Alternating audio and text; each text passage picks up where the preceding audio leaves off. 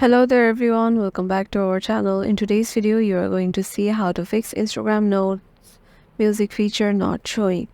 So let's get right into it. Head over to your Instagram application. Once you're there, head over to your story section. There you will find several options including the music option.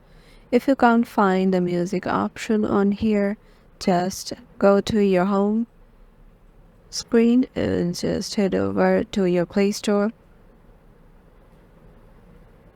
and then go to our search for Instagram.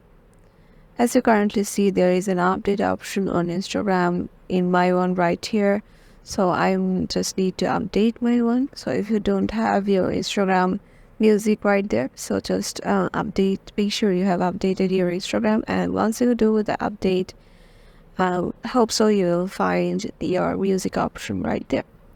Hope this video will help you out, and we'll see you in the next one.